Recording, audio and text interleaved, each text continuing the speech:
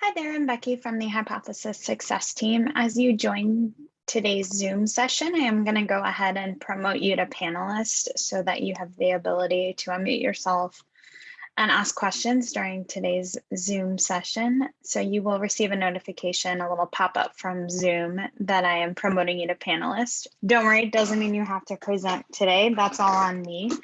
But if you want to go ahead and accept that, and then you can verbally ask questions and when they come up. With that being said, feel free to leave your camera off, turn it on, do whatever is most comfortable. I know Zoom fatigue is real. So I totally get, not wanting to just show your screen or you show your face. I totally don't mind. We're actually at the OLC conference now. So I'm in one of the rooms. Yeah, but definitely I can leave my camera on if you'd like, just let me know. And whatever works for you, David. Okay, once you need me, just let me know. Perfect, thank you. Cool. Thank you, Becky. Yeah, of course. And I'll wait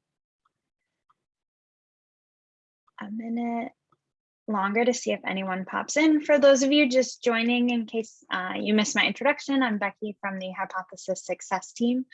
I am going to go ahead and promote you all to panelists in today's Zoom session so that you have the ability to unmute yourself and ask questions verbally if and when you want. So you'll receive a notification from Zoom about that. With that being said, again, leave your camera off, turn it on, do whatever. I know it's lunchtime for you all, so if this needs to be a eat and work session, I totally understand.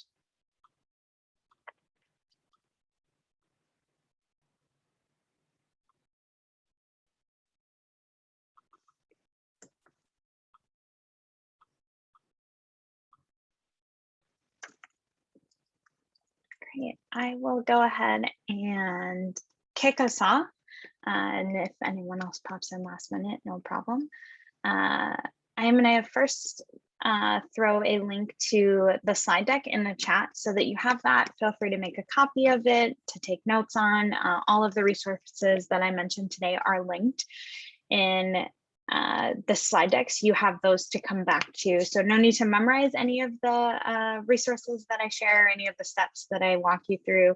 I am also recording today's session, so I will follow up with you all and share that recording so that you have it to come back to in case you need to, rewatch a step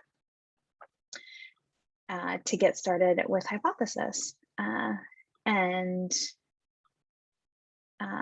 It would be great if you all went ahead and introduced yourselves. If you want to just share, obviously I do see your name in the Zoom session, but if you want to share your discipline or the role that you have at UDC, as well as your experience with Hypothesis or another social annotation tool, feel free, you can put that in the chat, or if you want to go ahead and unmute yourself and share that, that's great as well.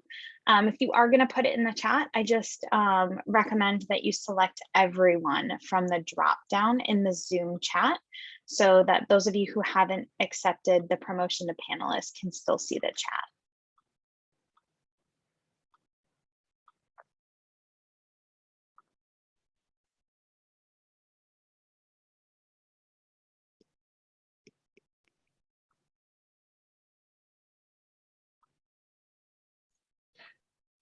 And Becky, I can introduce myself to everyone here. So my name is David Cerna. I'm an instructional consultant here at C.A.L. at UDC. And one of my roles is to really think about what tools we are using for Blackboard or LMS and how we can really leverage this and make it more effective for our faculty. Right? So it's very nice to meet everyone here. And I'm going to introduce myself. My name is Fatma, Fatma Al-Shabukshi. I'm the Director of Learning Technology, and I'm really excited for this webinar because the integration this time is really going to work better for our faculty because not everyone has a Google Drive or they want to have something on the internet. So I'm really excited for that. Thank you.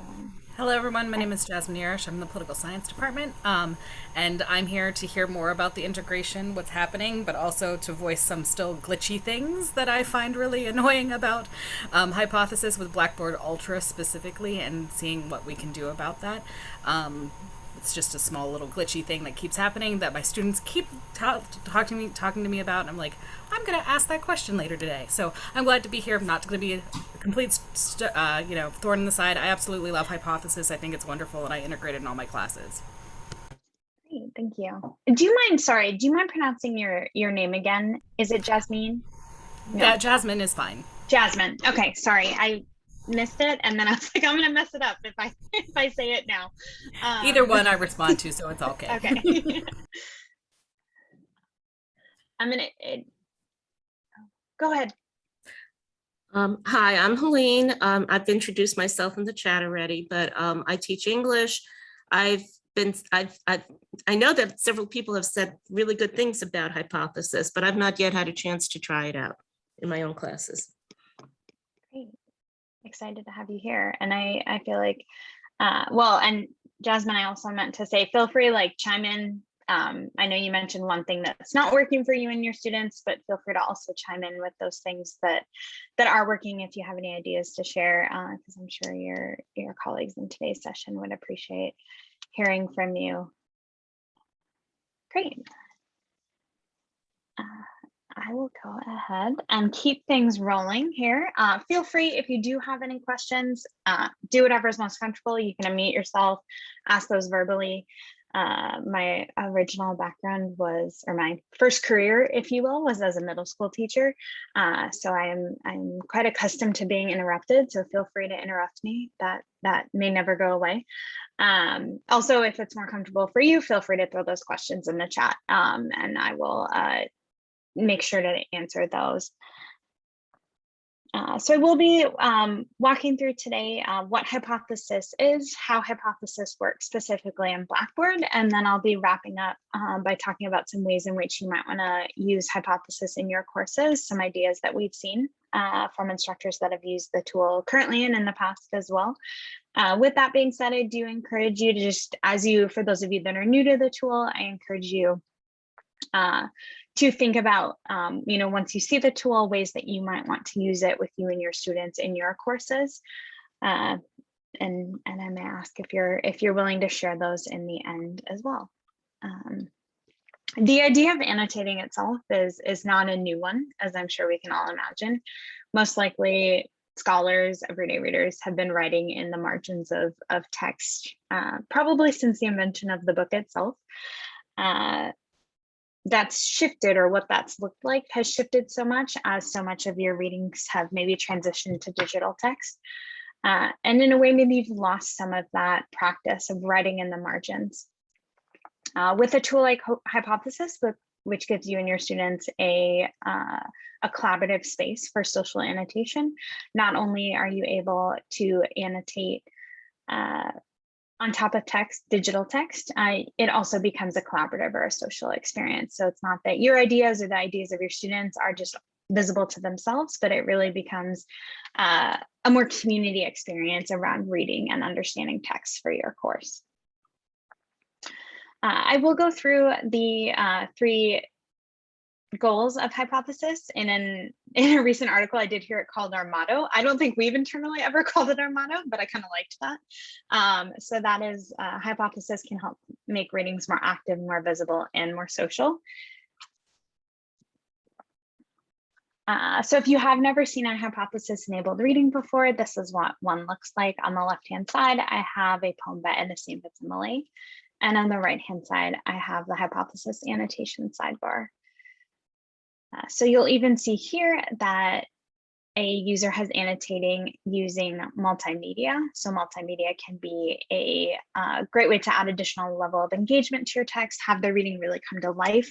Your students could be creating a visual glossary, maybe, of complex academic content that they're not familiar with, that's new to them.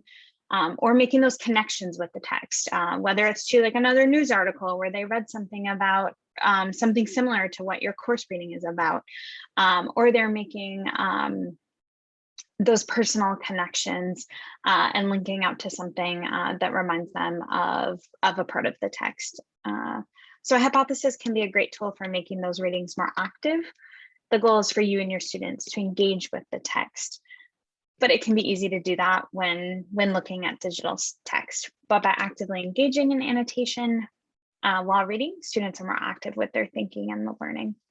And Jasmine, I may put you on the spot here. I'm curious if you have used multimedia in your annotations at all, whether it's you've done it or your students have done it. Yeah, so I'm still working on getting that practice into the class. So in this semester, at the beginning, I for my research methods class, one of the things or what was it, research methods, or one of my research methods classes, they had to read a page from the Professional Organization of American Political Science Associations within one of the small groups, one of the sections in there, and to look at the people's names. And I encouraged them to Google the names of these professors that are specializing in race at other institutions, and find a picture and then link it and then annotate with their picture.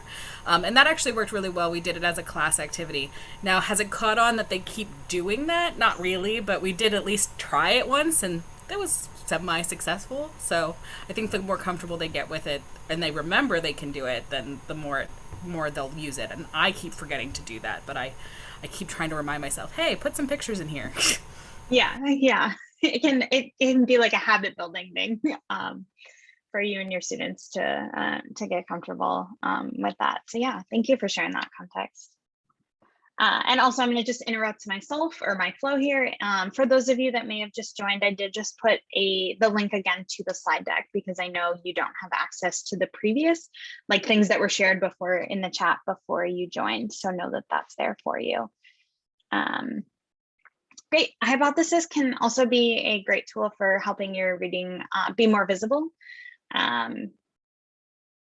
More visible to the students themselves while they're reading. So they're thinking, they're learning, they can really share that with you, but they can also share it with their peers as well.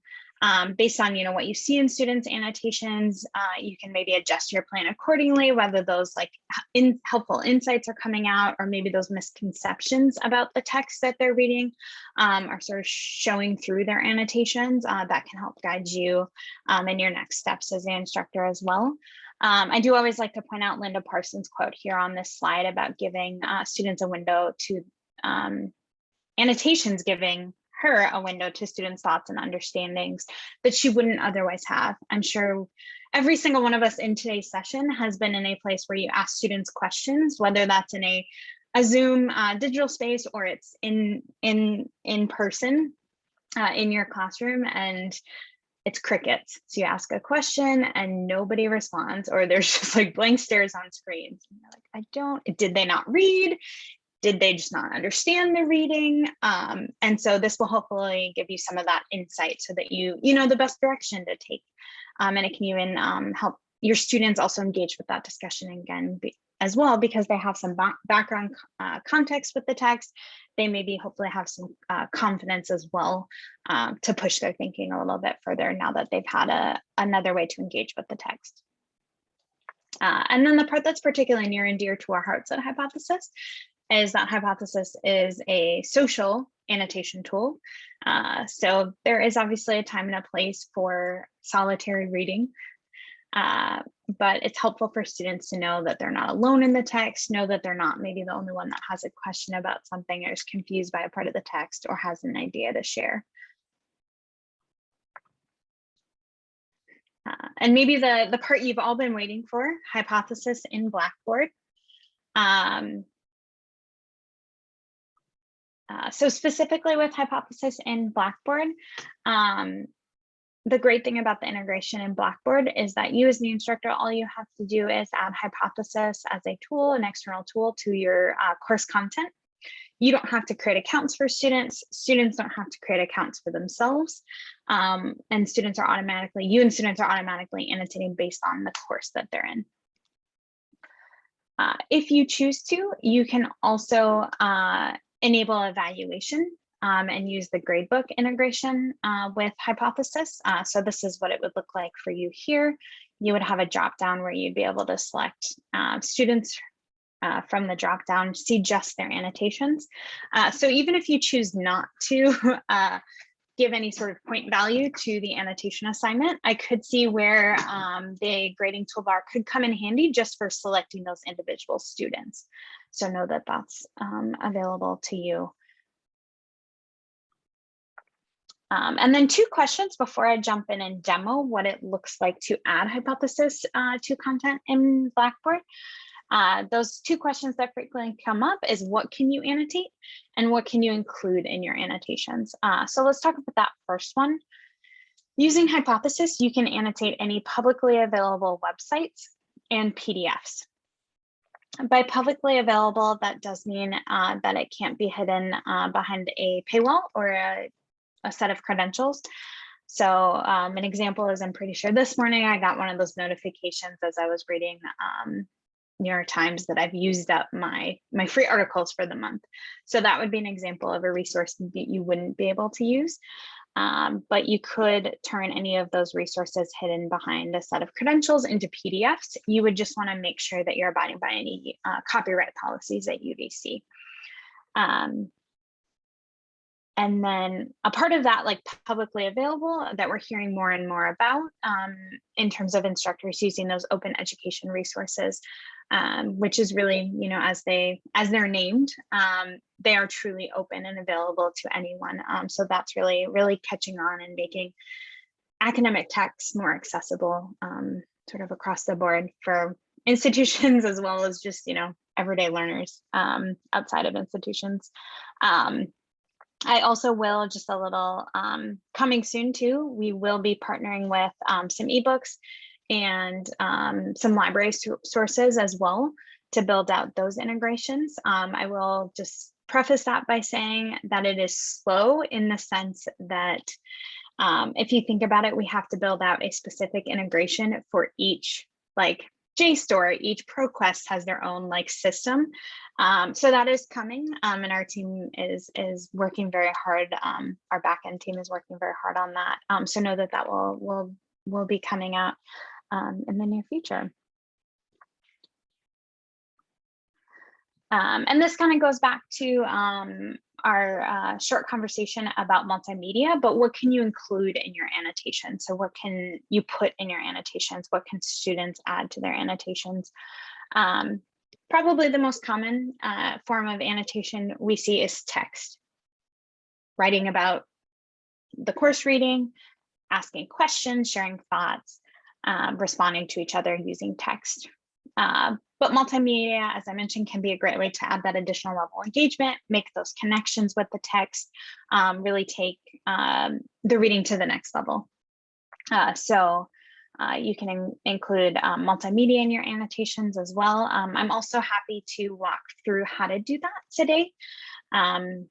So if anyone has any questions about that, you can hopefully easily demo it with your students if they have questions as well.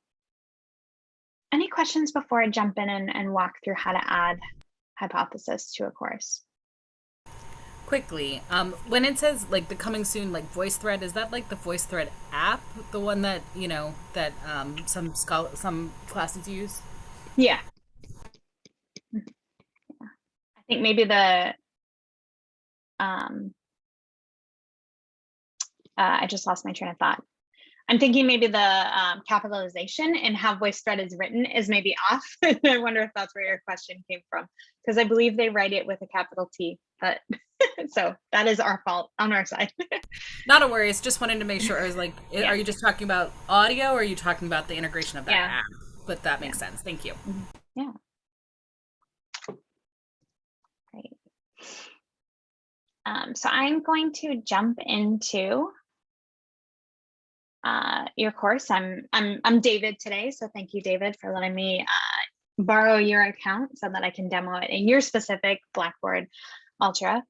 So I'm in a course. I'm in content, and for those of you that are brand new to using the tool, I will just first walk through what it looks like to create a hypothesis-enabled reading. I'm going to go ahead and select the plus here to add a new course item. And then I'm going to select content market as if you're going shopping for Hypothesis.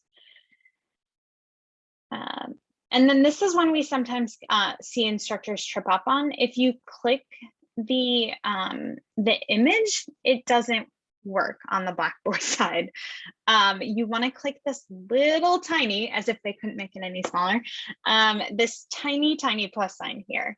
So in the corner, so I've located Hypothesis. This is our logo here, and you will go ahead and select the plus sign.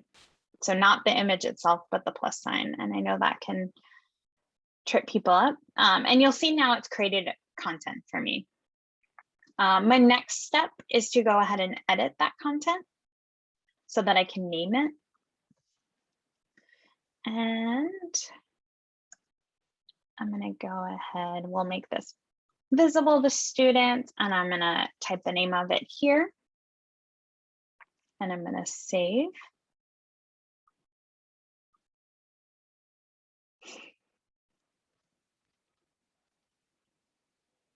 And then I could have, let me just edit it again so that you can see, I could have selected create gradebook entry for this item if I wanted to. So no, that's how I would enable evaluation.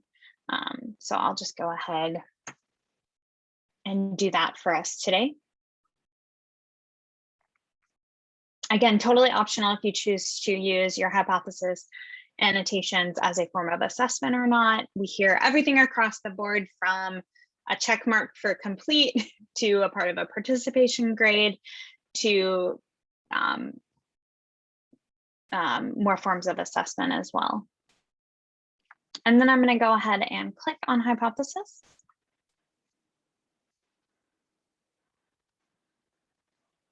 And it's going to ask where my reading is coming from. So you'll see 3 options listed here, and there's actually a secret 4th option that I'll talk about as well.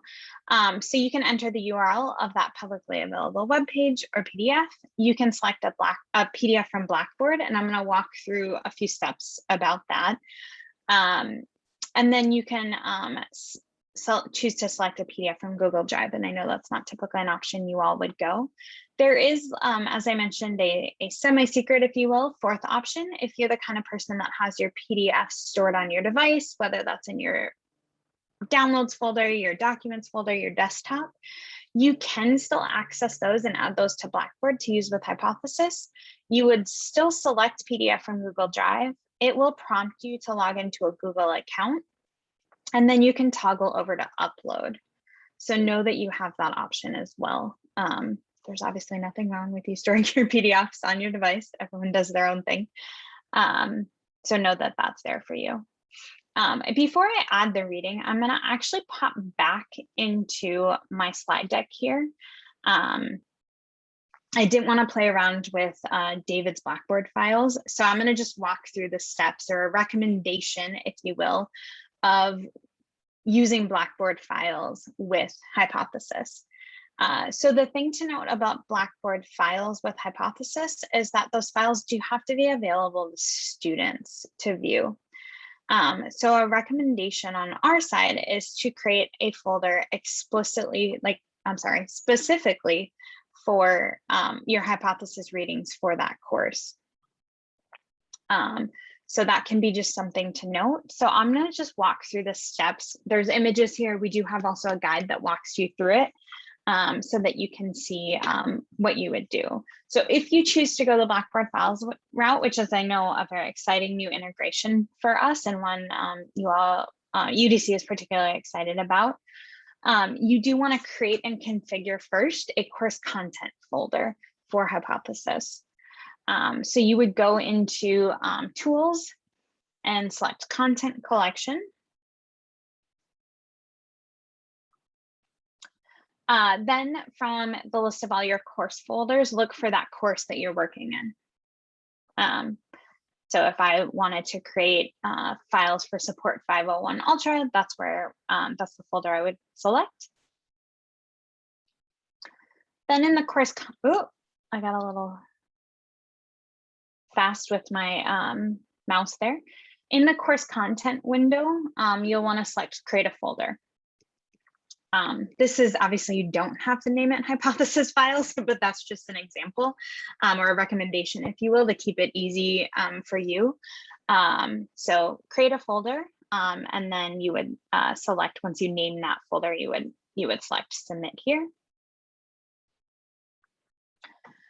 Then you do have to set permissions on the folder to allow students to view PDFs. So that is sort of why we recommend creating your own hypothesis folder in that course that you want to use Blackboard Files with, so that you don't have to make all of your PDFs accessible for students, really just the ones that you're going to be using with Hypothesis. So then you will select that little icon for permissions once you've created your folder. And then you will select a role. So from the drop down, you'll select institution roles.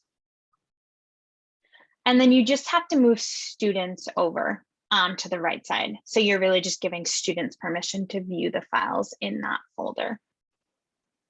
So once you move it over, it will be listed here on the right-hand side.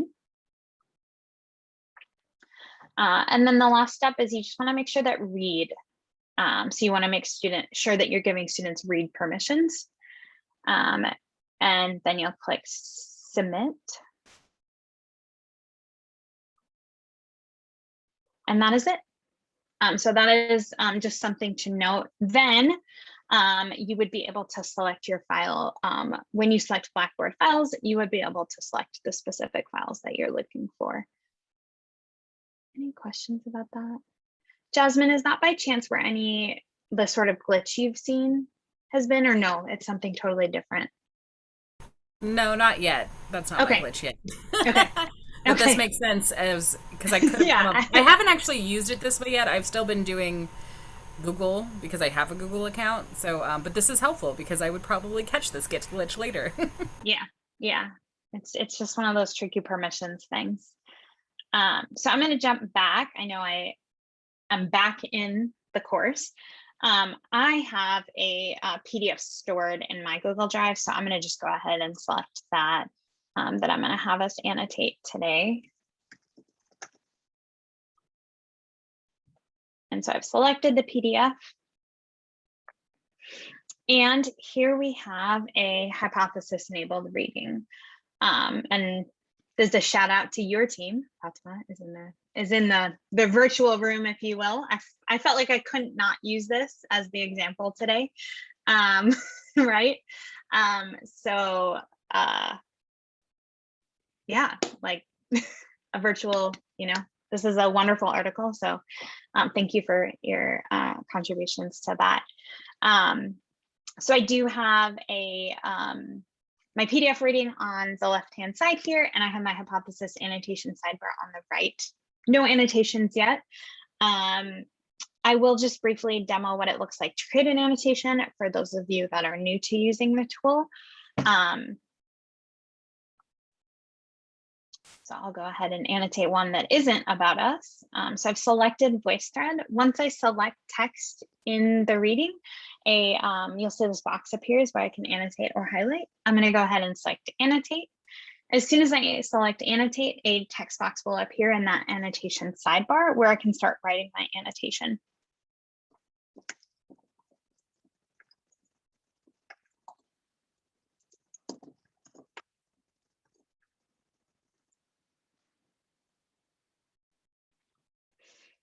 Tags can be a great way to categorize or organize annotations. So if you're having students identify specific elements of the text, or if you're having them, identify maybe a claim and evidence and reasoning, they may tag their annotations with such.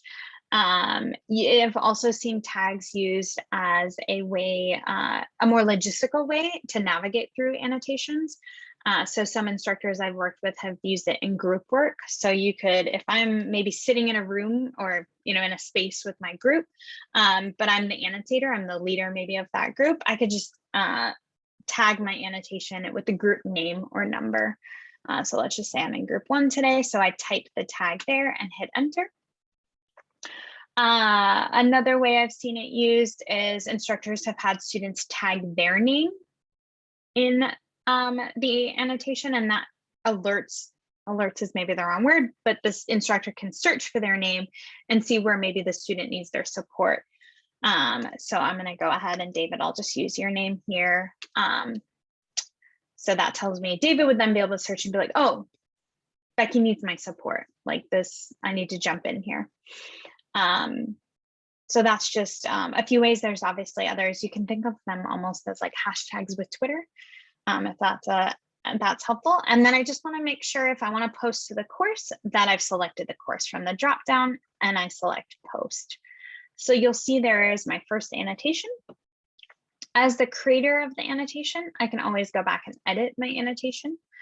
I could choose to delete my annotation, and then anyone in the course has the option to reply to that annotation. Any questions about that? So I don't remember you having to drop down for a post to the course as opposed to just post.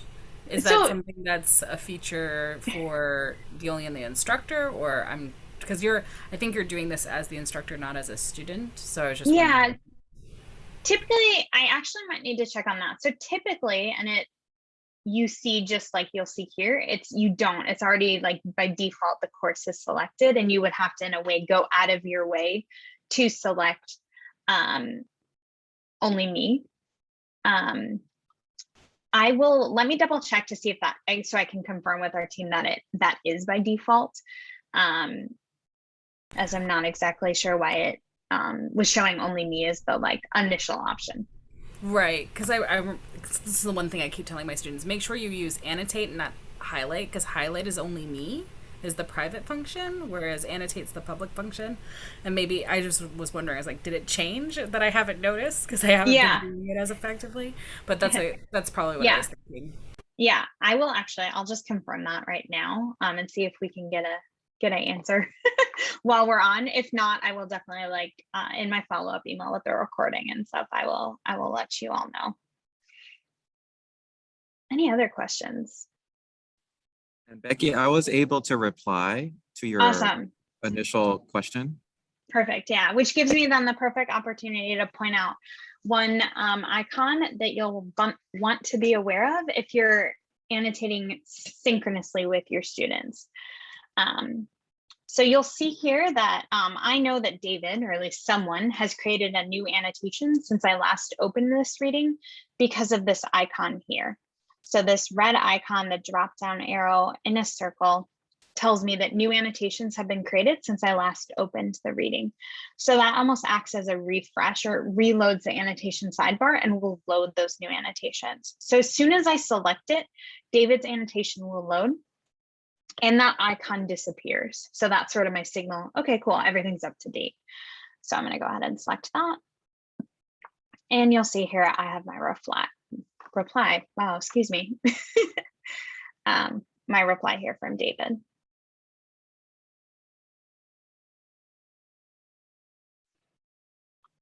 Now it is totally up to you. I would be happy to demo what it looks like to add multimedia. We could also, if for those of you that are new using the tool, you could also take a few minutes and jump into your own Blackboard course and try adding it. It's, I want to make sure this is all useful for you. So I'd feel free to let me know what is most important during this time.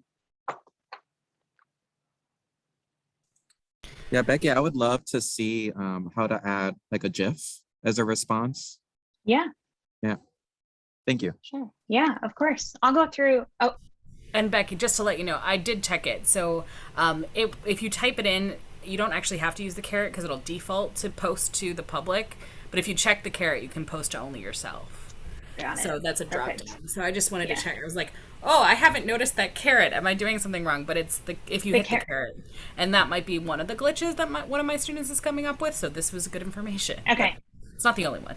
Yeah. And like I said, I'll confirm either way. Like it should be default select the course. As that does sort of align with our mission of social annotation, but I'll just confirm that there's not something we're missing. Great. Now, let's see here. I'm going to go ahead and select text.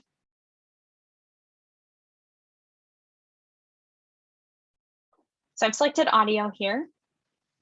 And if I want to go ahead and add a GIF, I always get tripped up on which it is. I feel like it's like the peanut butter, but maybe I'm wrong.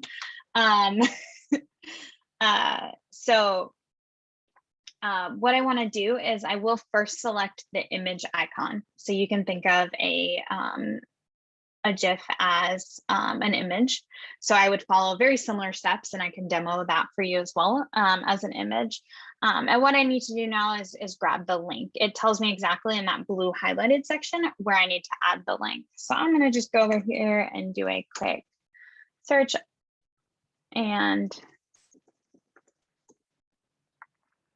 we'll see if there's any funny ones.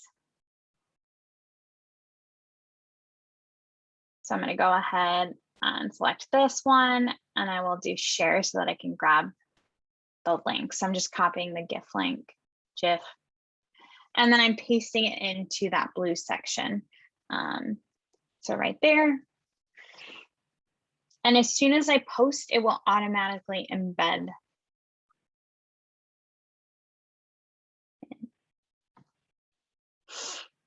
One, I think, my personal opinion is that images can be a bit tricky. And the only reason images can be a bit tricky is we typically, we as a collective, don't tend to use image addresses. And so that is one that I just maybe worth like demoing for students and showing them how to grab an image address. So if I want to go ahead and annotate, we'll find an image of hypothesis. I'm still selecting the image icon here, and I'm going to just do a Google search here.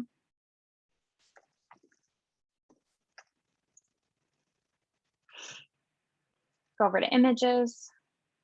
And let's say I want to add this one here. So I'm going to right click on the image, and I'm copying the image address. So like I said, that's just what makes it a bit tricky to add images, is that we tend not to use an image address. So I'm going to copy that image address. I'm going to go back to my annotation, and I'm pasting my annotation. I'm sorry, I'm pasting the image address directly into that link there. It is a crazy long URL, as one would sort of expect. And then I will, once I post, it will automatically embed. So if it doesn't, and it just looks like a URL, and you know you've done something wrong. So you just want to make sure you've copied that image address and paste directly into the highlighted blue section. Becky, I have a question. Yeah, have you of course. tried to embed an actual like tweet or a post? So like not an image of the tweet, but like an actual. Yeah. I think that's a completely different thing, because it's not the same thing as an HTTP. It's not a HTTP address, so it has its own kind of like code, because you can embed tweets into like websites, but I think it's a different code mechanism. Yeah, let me see what I can do here. I'm gonna copy the link. We'll give it a go.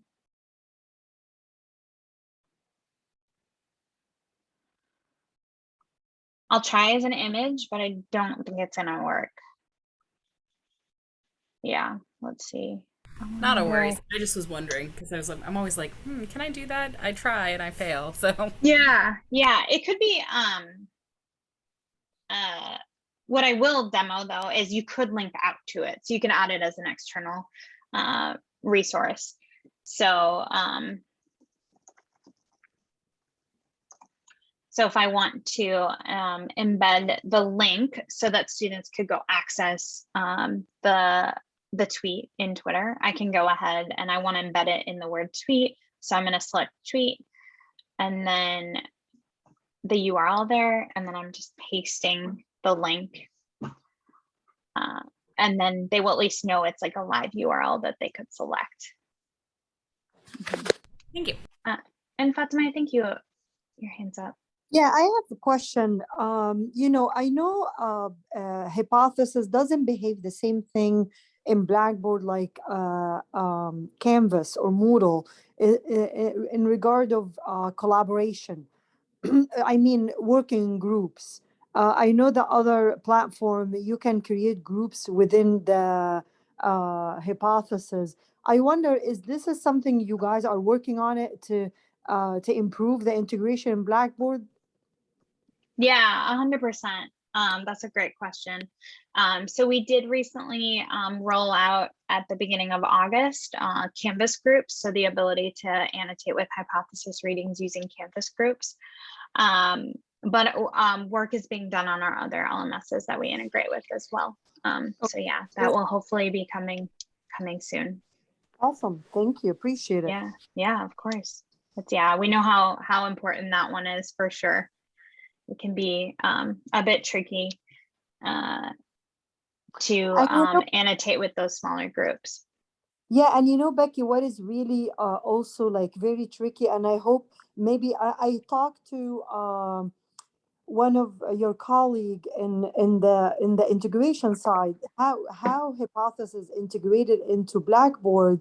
So faculty has to create a link separately, and then the instruction is not there. So you have, I want you to, so from an instructional technology point, you know, students have to go through instructions and tell them how to work with hypothesis. Then they will click on the link. But some student, for example, they don't really read. They will immediately click on the hypothesis link before they click the one previous link.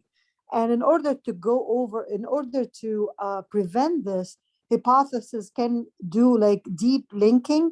So instead of creating a link from the content area, the faculty can create a page, and within the page they will give their instructions to the student and what is hypothesis, and then link from there, the hypothesis link. Do you follow what I'm saying? Yeah, I can definitely, I mean, it sounds like you've already communicated that with our team, but I'd be happy to add that. Yeah, it's called deep linking rather than just from the content area, because I think it really prevents the student from knowing what it is, and it will put pressure on faculty to explain things, although they might explain it.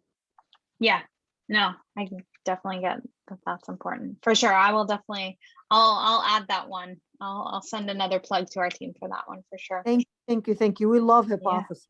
Yeah. Any other questions? All right, I have two. Yeah. The first, well, actually, one's a suggestion, and it's not a suggestion to you. It's just a suggestion to everyone. I like to use the page notes function to give directions. I actually think it's a really helpful point. So if you want to just point out to people where they can find page notes, that could be helpful. And one way that I've done this in the past is a lot of faculty, not necessarily at UDC, but a lot of faculty across a lot of HBCUs are seeing a struggle moving from the old Blackboard platform to the new Blackboard platform because they're losing a lot of features. So one of the features that we lost in that move was something called Course Wiki. And I don't know if you've probably heard of this before, Becky, or like when you're teaching other instructional things like this, people are like, well, I lost the Course Wiki. Hypothesis can be really helpful for a Course Wiki, because what I used to use the Course Wiki for was I would put terms and concepts that students need to define as they read, right? Like new terms are being introduced to. I use the page notes and I list those terms, and then they can annotate for those terms. So that's a suggestion I always like to give, especially when thinking about this move, because a lot of people are making that move right now. And I didn't know if you've heard of that, or if you've heard other people using the page notes as like a glossary, so when students are reading, to pay attention to certain terms. Yeah, I have, and I'd be curious to also, I have a question for you that may be helpful for instructors using it as well. But yeah, the page notes can be a great place, like you mentioned, to put those directions or those guidelines of what students are expected to do during the text. And don't worry, for those of you that are new, I will demo page notes as well as a few other features in the annotation sidebar, so you're familiar with those. And then, yeah, the glossary, I feel like it's been more a part of, I've heard more about it like here are the tags you should use or something like that. But I think that kind of fits with not too dissimilar from what you're saying in terms of a glossary and define these and locate these words. So that's great. Yeah. Because I'm guessing like when instructors are communicating to their students like which tags to use, once you're in the hypothesis, this frame, it's hard to go in and out. Yeah, you don't want to have to, right, which is why I use the page notes, because you don't have to go in and out, right? Like you can say like these are the tags or these are the terms you want to like look for. So I always want to encourage people to think about the page notes as a good space for directions, or to copy and paste those directions so they don't have to be as go in and out, talking about going the in and out kind of question. Yeah. My second question has to do with the grading function, but we can talk about that later. Okay. Quick question for you. Do students just get comfortable? Like I've heard from instructors that students don't necessarily know to click over to page notes. Is that just something you've taught your students to do? Because that would just be a recommendation I would have for those of you that are new to the tool. Yeah, I've seen like on the first assignment where the students will then just respond in the page notes section using that little the little icon that's below the I there is the page note icon, just for people who don't know. It kind of looks like a sticky note. Yeah, like a Post-it. Yeah. Like a Post-it. So students will try to respond to all of the like the questions or the comments by just putting those sticky notes. I say that that's fine, but I also then encourage them to go back and try to highlight where it is in the actual text. So sometimes that's just a learning transition. Usually they only do it for like the first one, and then they're like, oh, no, I want to do the annotate thing. So they learn. Great. Yeah. And for those of you that are new to using the tool and the icons in the annotation sidebar, this little Post-it like icon or sticky note, if you will, creates a page note. So when I demoed adding annotations, you do have to select text. So if you want the annotation to be tied to text, you'll want to go the annotation route. For description or guidelines or directions for students, or even like summarizing the text, I can see where page notes could be really useful for that. It's something that applies to the entirety of the text, and you don't have to select text to create one. So to create one, you would select the little Post-it icon.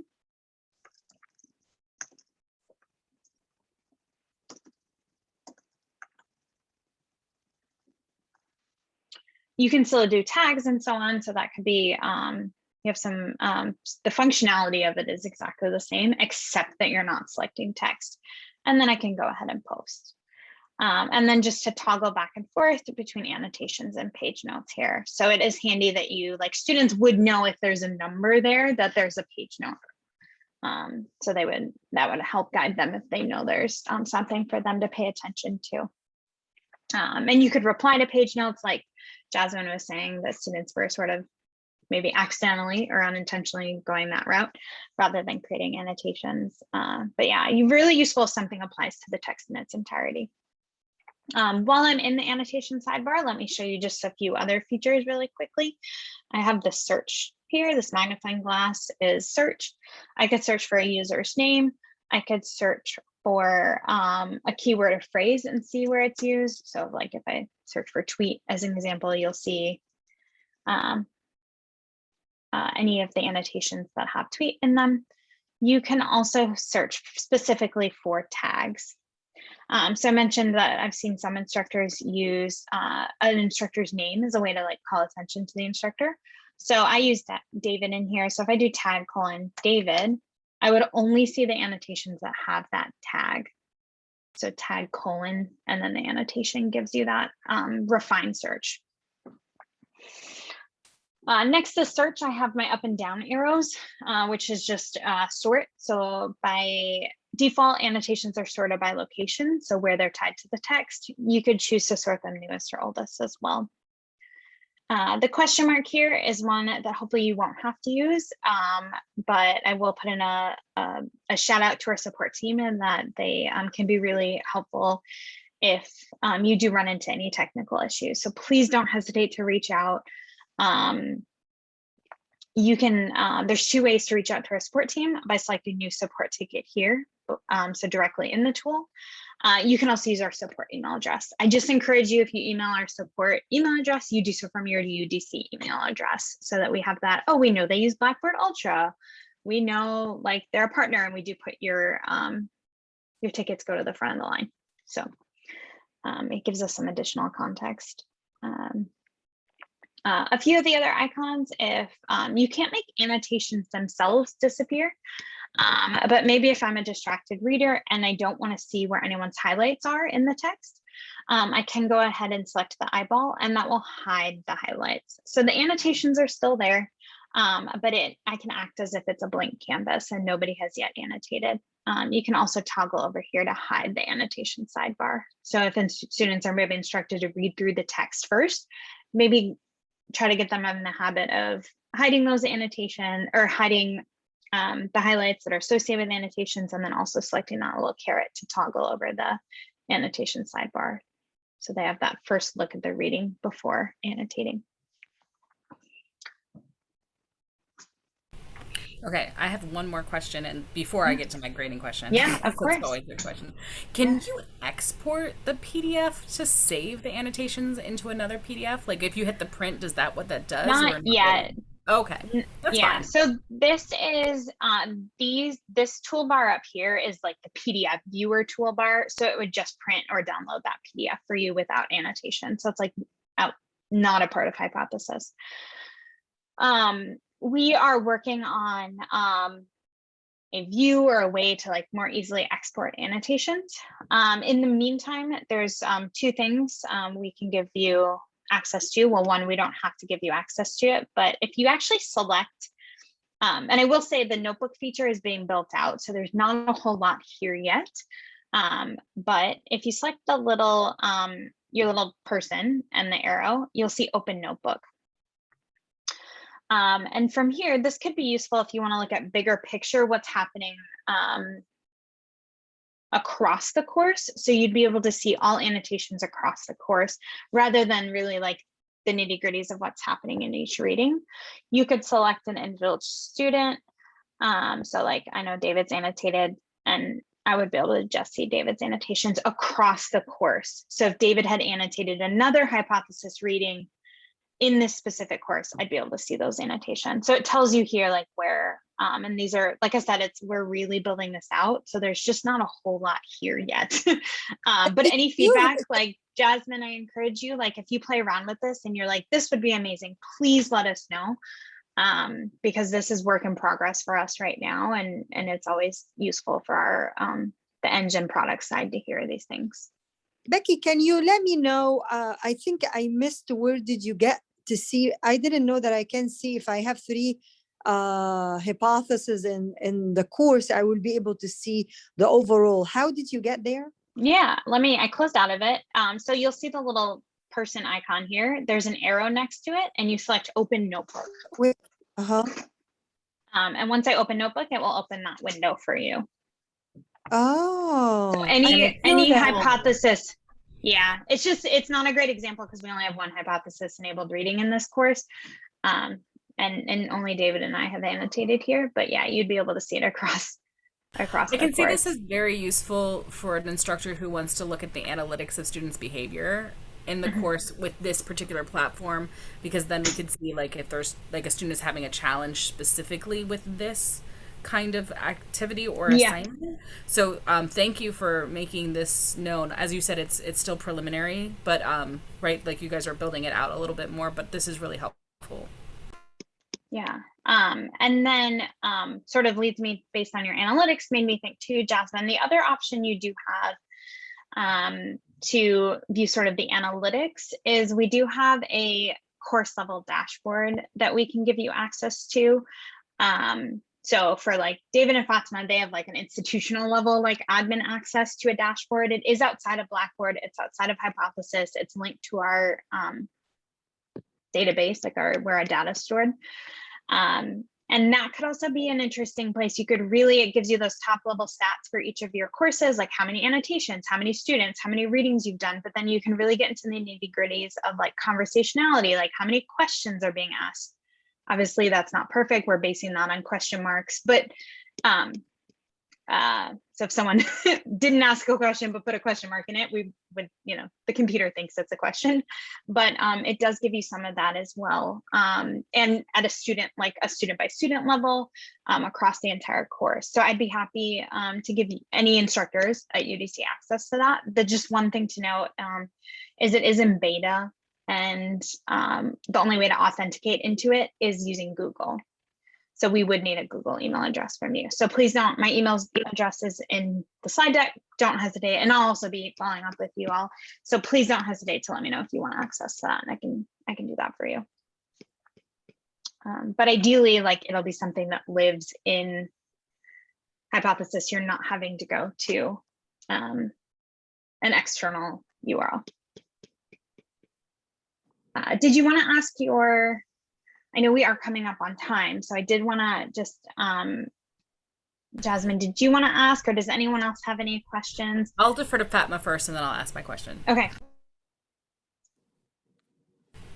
No, I don't have a question. I really appreciate it. Thank you, Jasmine. That page note that you told us about, I didn't even think about it. That's a brilliant idea. We would love to have you in the Ed Corner Tech Ed Corner to tell us how do you do it, because that was a big struggle for me. So I appreciate it. You bring this to our attention.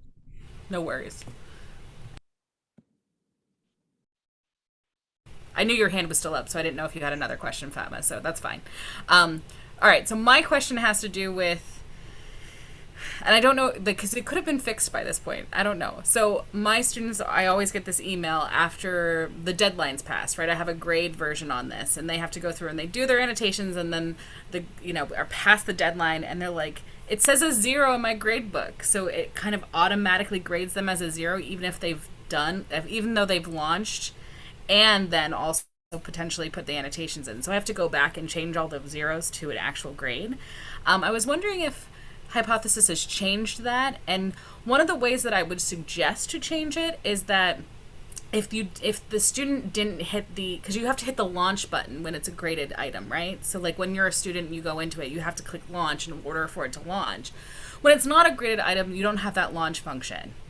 There's not that second step. So have you guys shifted it to just, if they've clicked the launch, then it doesn't grade automatically to 0, and if they didn't click the launch, it would grade automatically to 0? There's a weird kind of lack of conversation between Hypothesis and the grade book. And I was wondering, have you come up across that with other people? I just get from my students, immediately after the deadline, I was like, I haven't even opened my shell yet to look at the grades. And they're like, I have zeros, I did the thing. And sometimes I have to tell them. So as soon as that due date passes, it automatically, if you haven't graded it, it automatically gives them a 0. Okay. Can I say something? I'm actually not familiar with that. So I'm going to follow up and see what's expected. Can I say something on that? Yeah, go ahead. This is Blackboard Ultra thing. This is a Blackboard Ultra thing.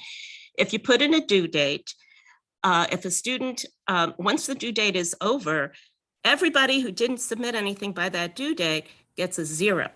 So the workaround that I've worked on is just don't put in a due date. I mean, you could put a due date, like a suggested date, in your announcement for the assignment. But if you put it right onto that assignment, the students get a 0. And it is very discouraging. I've had to send a few emails to students about that. This is not the end of it. You can still submit stuff. They could still submit stuff after that 0. And then it doesn't show up when, for things that need to be graded either. So it's a Blackboard Ultra thing, not a Hypothesis thing. Actually, I disagree. I do appreciate that, Helene, but I don't have a problem with due dates for other things that are built into Blackboard Ultra at all, because it doesn't automatically grade it. It does, unless it's a quiz. But when it's a journal reflection, it just doesn't put a grade in it yet. It just says, it's no longer due. You can't submit anything after that. But for Hypothesis specifically, this is a Hypothesis specific thing, that there is a miscommunication between gradebook and Hypothesis, and it has everything to do with, that because Hypothesis is an attachment to Blackboard. It's not a Blackboard function itself. Yeah, and I want to also repeat what you said, Jasmine. That's you're absolutely right. And when we had it in the OTC, we had the same issues. So the faculty, they could once the faculty launch the hypothesis, it will automatically grade them as 0 unless I go and fix it. And once they didn't, if they didn't launch it, they didn't even see the 0. But and not so it is not automatically you will have to go in and put the grade. And I think part of it, Becky, and I'm just being an analytic here, is just the faculty has to read the annotation in case the annotation could be a dot or a comma or the word grade. So it doesn't mean that you annotate you got the grade. Am I correct, Becky? Did we lose Becky? No, I'm here. I guess I'm just not understanding necessarily the question, because it would be up. So, I think it's the question of why, like, can Hypothesis shut off the automated grade function? That I'll have to check on. I honestly, at this point, probably not. Yeah, so that automated is probably some connection with Ultra and the way that, and I think that we run into this issue in all of the LMSs we work in, is this idea of like submit. If something is being graded, like we don't have a submit, I'm done with all my annotations. And so now it's ready to be graded. And I imagine if we had a submit button to say, like, students are almost signaling to Blackboard that they're complete and it's ready to be graded, then it wouldn't trigger that automation. But because there's Blackboard Ultra doesn't see the annotations, doesn't know, like it only knows that students have launched it and doesn't know, like has no way to read what work's being done. That automation, like the 0 is the automation because it just knows that nothing has been submitted. No, so actually the 0, if the students even submit, they will still get a 0 unless the faculty go and read and change the grade. Yeah, so I guess I mean like an overall submit button, not a like submitting not creating an annotation. I mean, right.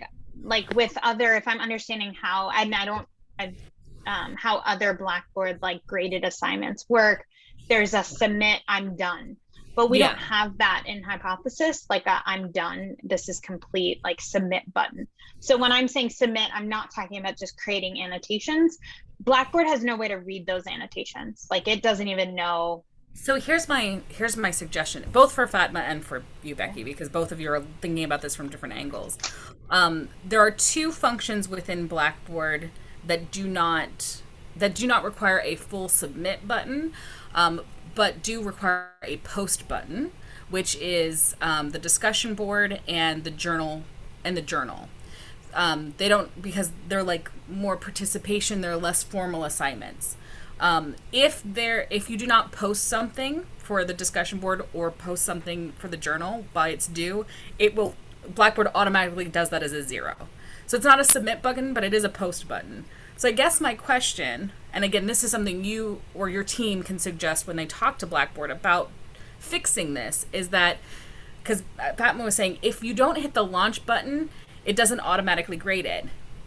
It actually should be the other way around. If they hit the launch button, it shouldn't automatically be graded. And if they don't hit the launch button, it should be a 0. So maybe that's the miscommunication, because you do have a button, right? It's just a launch button.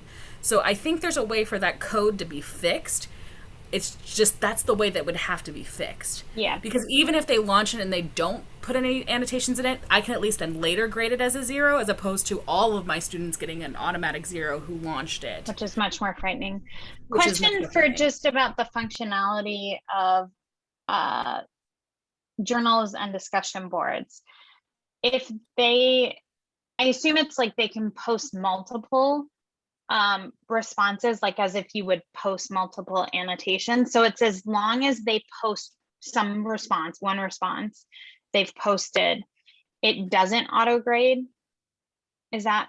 Yes, but again, remember they have to hit the post button. Yeah. That's why I'm saying your launch button might be the same as the post. Same as the post button. Yeah. Does that make sense? And also when they post it, they got needed graded.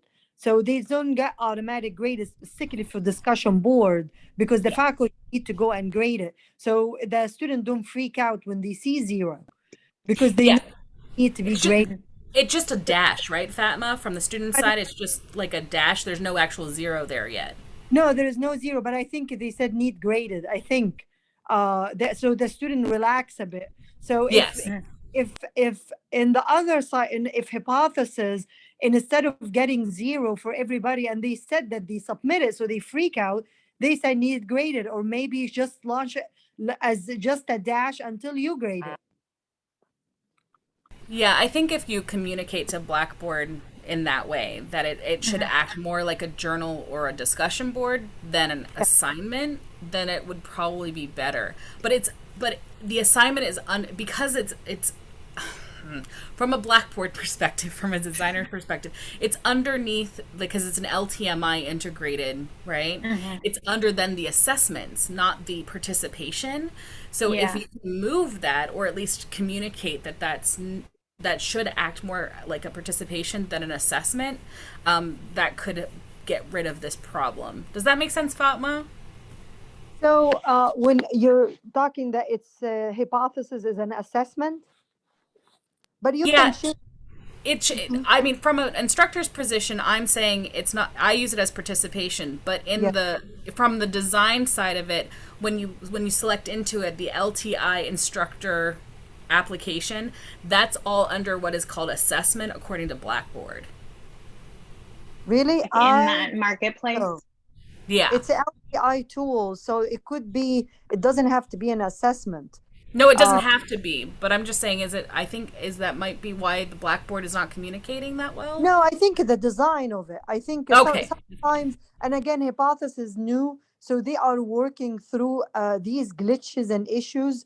And also, all LMS, they act differently, behave differently, actually. So, but these, I think, I agree with you about the 0, because I myself, when we are through the OTC, we got a lot of complaint. I've done the hypothesis, but get 0. So I think they just need to work out how the communication between the gradebook and how the tools behave.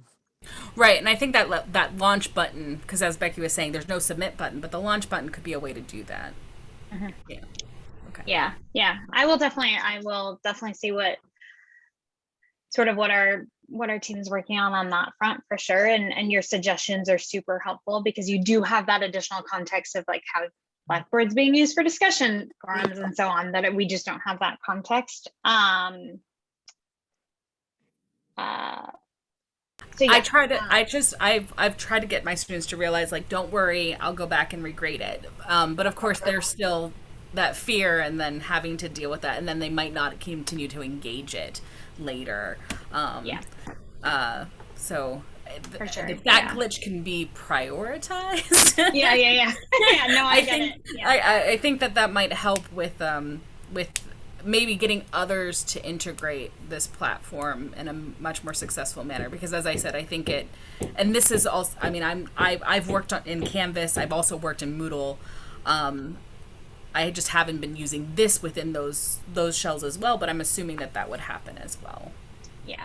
Maybe it's happening, but I just know for Blackboard Ultra it's happening. But as Fatma said, Blackboard Ultra is really new, and of course Hypothesis is new, but there is this long-standing Blackboard Hypothesis glitchy thing that's happening. For sure. We can work on. Yeah. Well, like I said, I definitely appreciate all of that context and feedback, and I will pass that on to our team. I will follow up. There are some ideas for ways we've seen instructors use Hypothesis in the slide deck. So, and please don't, I'll follow up with an email. And if you all have any questions, please don't hesitate to reach out. And yeah, good luck with the rest of your week, and we'll hopefully talk soon. Bye, y'all.